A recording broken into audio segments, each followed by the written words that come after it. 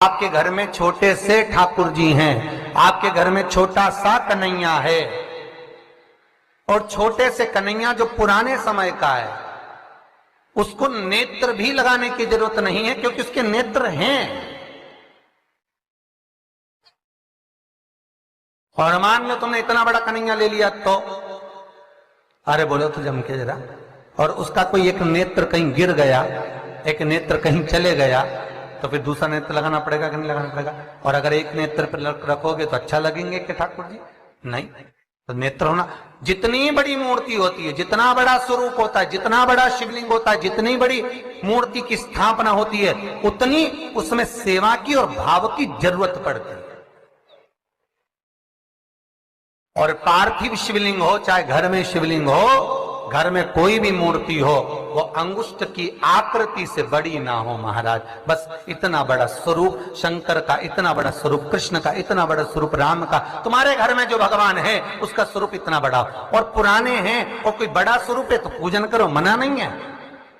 अगर पुराना स्वरूप रखा है तो उसको कहीं देकर नहीं आना आपने को, कहीं उनको ठंडा नहीं करना, उनका विसर्जन नहीं करना, रखा है आप सेवा करो।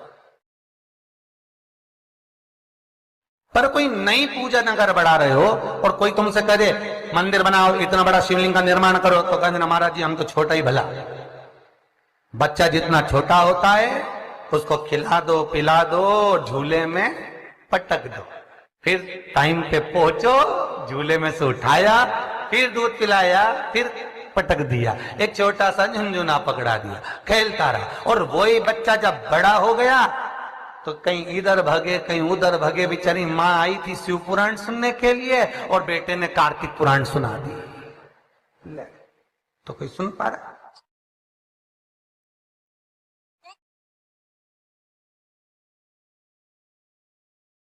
छोटा रहेगा उसकी सेवा।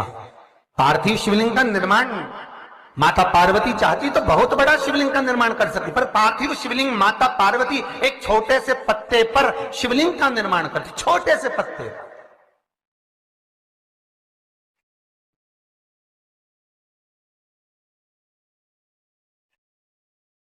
महाराज ध्यान दीजिएगा, एक स्कंद पुराण का एक बहुत सुंदर प्रसंग है। केल के पत्ते पर, बड़ के पत्ते पर, पीपल के पत्ते पर, बेलपत्री के पत्ते पर शिवलिंग के निर्माण का अलग अलग फल है महाराज, उसका स्मरण करिए जरा। महाराज केल के पत्ते पर, जब केल का जो पत्ता होता है उस केल के पत्ते पर जब कोई विशेष तीज की तिथि पड़े, कौन सी तिथि हो?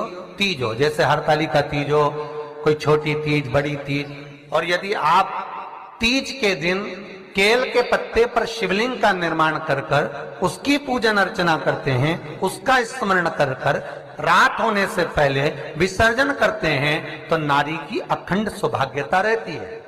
दूसरा क्रम, बड़ के पत्ते पर जो शिवलिंग का निर्माण करा जाता है वो दोपहर के समय के बाद, जो समय 4 बजे से लेकर 6 बजे तक रहता है, बड़ के पत्ते पर उस शिवलिंग का निर्माण करा जाता है, छोटे से पार्थिव शिवलिंग का। ये काय के लिए होता है? तो कहा ये रोग मुक्ति के लिए होता है। कोई व्यक्ति बहुत रोगीला है और एक रोग के साथ उसके 4-4 रोग घिर रहे हो, मान लो उसको शुगर भी है, बीपी भी है, ये भी है, वो भी है, और उसको वो चीज, मान लो कोई व्यक्ति है उसका ऑपरेशन होने जा रहा है, एक सहज भाषा में लीजिए, और उसका बीपी ऊंचा नीचा हो रहा है, उसकी शुगर ऊपर नीचे हो रही है? तो क्या करना है अपन को? बड़ का जो पत्ता होता है उस व्यक्ति से उस बड़ के पत्ते के ऊपर शिवलिंग का निर्माण कराकर उसकी पूजन शाम को 4 बजे से लेकर 6 बजे के बीच में कराकर उसका विसर्जन कर दीजिए। फिर ना तो उसकी शुगर ऊपर जाएगी ना नीचे जाएगी, ना बीपी ऊंचा ना नीचा, उस व्यक्ति का आराम से ऑपरेशन करवा सकते। 24 घंटे के लिए उसके रोग को शिव अपने हाथ में ले लेता है। बड़ का पत्ता महाराज, इसकी कोई तिथि नहीं है, इसका कोई समय नहीं, इसका कोई पल नहीं, इसकी कोई घड़ी नहीं। तीसरा, पीपल का पत्ता।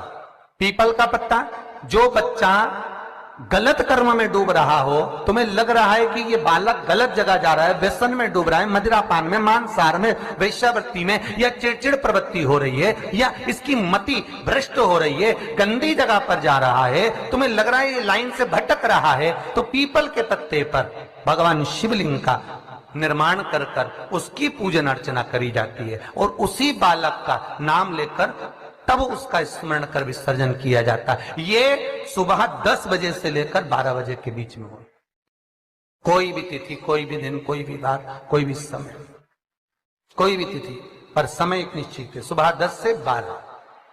महाराज चौथा क्रम कहा है? बेलपत्री के पत्ते की मध्य भाग। आप विचार करिएगा, बेलपत्री का पत्ता कोई इतना बड़ा तो होता नहीं, बेलपत्री का पत्ता होगा ज्यादा से ज्यादा एक हथेली के बराबर होगा, और बड़ा होगा तो और ज्यादा बड़ा होगा पत्ता।